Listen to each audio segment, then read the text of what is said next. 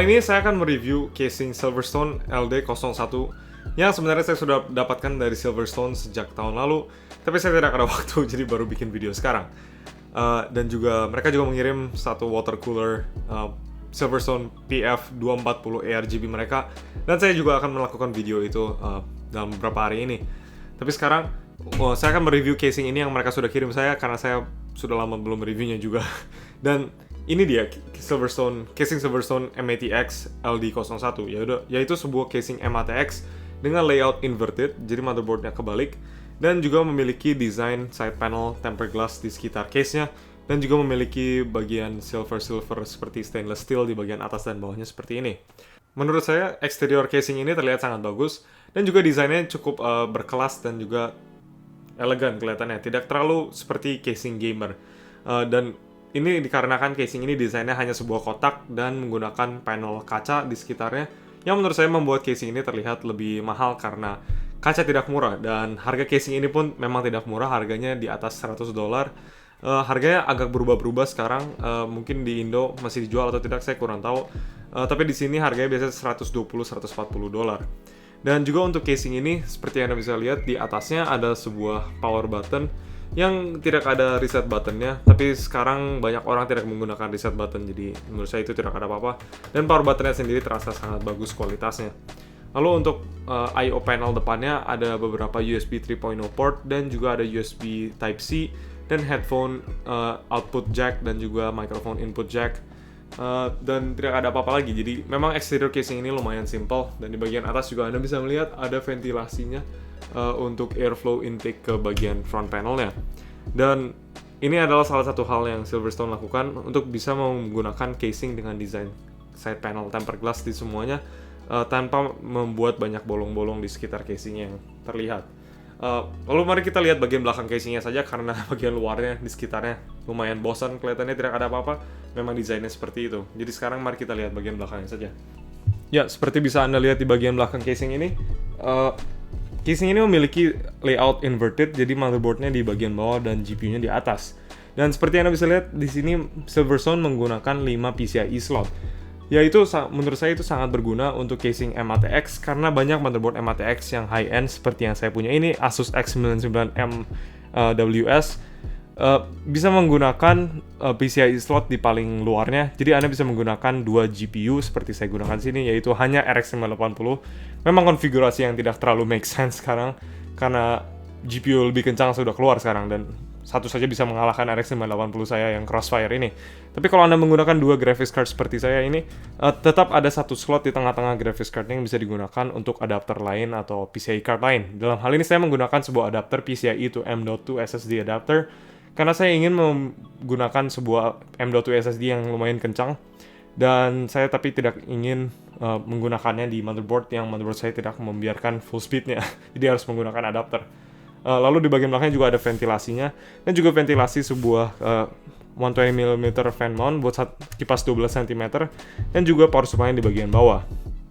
Dan hal baiknya dengan konfigurasi graphics card di bagian atas ini juga adalah graphics cardnya akan mendapatkan fresh air dari ventilasi kipas di atas yang sangat terbuka pada casing ini, jadi bisa menggunakan 2 kipas 140mm atau 2 kipas 120mm. Dan setelah melihat luarnya, mari kita lihat dalamnya karena luarnya sudah tidak ada apa-apa lagi yang bisa dibahas.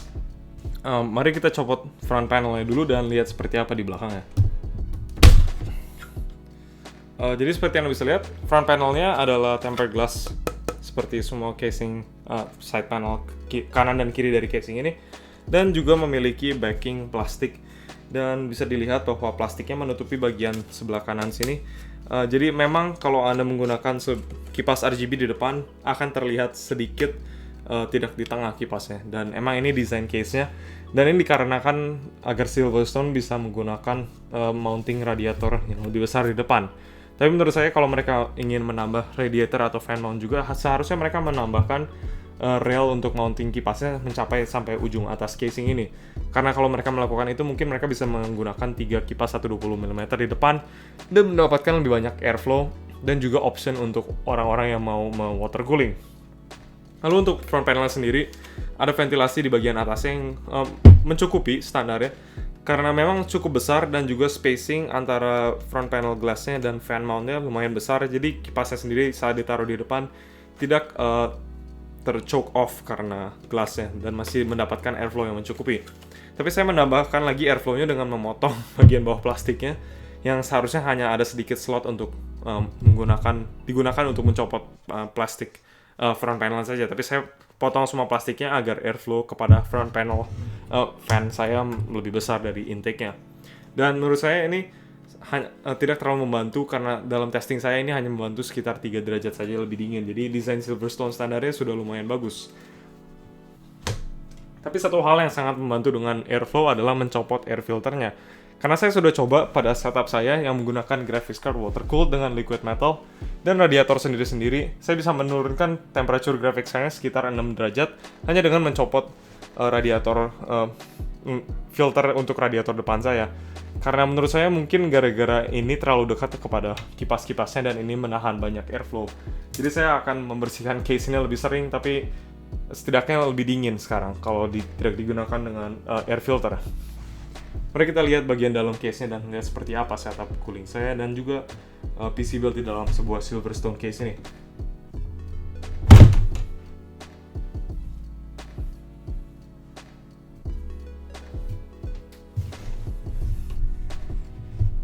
Ya, jadi seperti yang Anda bisa lihat di sini, saya menggunakan sebuah mounting custom dengan 3D printer agar bisa memasang sebuah radiator 240 mm untuk water cooler CPU-nya yang menggunakan water cooler Silverstone PF240 ARGB.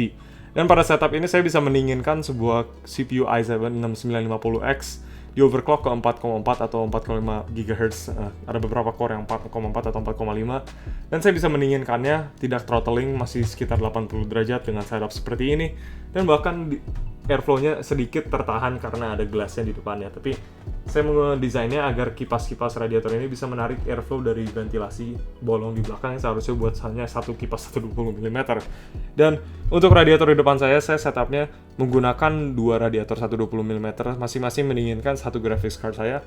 Dan cara airflow-nya bekerja adalah intake dari belakang dan juga dari depan dan mengexhaust menggunakan dua kipas di atas pada mounting ventilasi di atas dari Silverstone yang sangat terbuka, jadi ini tidak menahan airflow sama sekali. Dan ini konfigurasi paling bagus yang saya sudah tes. Tapi mungkin kalau Anda menggunakan air cooling untuk CPU dan GPU-nya, hal terbaik adalah menggunakan atasnya sebagai intake dan depannya sebagai intake, atau enggak atas dari intake dan belakang sebagai intake dan juga depan jadi exhaust. Karena dengan itu Anda bisa menggunakan atasnya agar meniup angin dingin kepada graphics card-nya langsung dan juga belakangnya sebagai intake secara langsung pada CPU cooler-nya. Tapi dengan cara itu juga saya memflip kipas power supply-nya agar membuang exhaust-nya ke bawah, bukan dari belakang seperti standar, agar tidak membuang udara panas langsung kepada CPU-nya. Dan lalu untuk saat saya membuat sebuah PC di case ini, cable management-nya pun lumayan bagus dan juga tidak susah.